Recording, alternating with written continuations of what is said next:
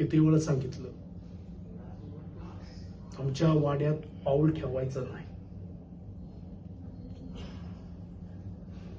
तरी बी जीवावर उतार होऊन इथे आलाच. आमच्या माणसाने तुमचा पाहुणचार केला चांगलाच.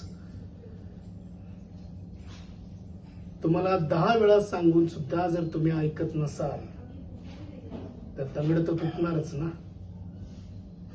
तुम्हाला वारंवार वॉर्निंग दिली की या वाड्यात पाऊल ठेवायचं नाही, तरी तुमच्या कानाचे पडदे बंदच. आता तोडलं तंगड माणसांनी, काय वाईट केलं. आता किती बी चावचावून प्याव प्याव करा, काय फरक पडणार नाही. ओलांदा असं करू नका. सोडा त्यांना.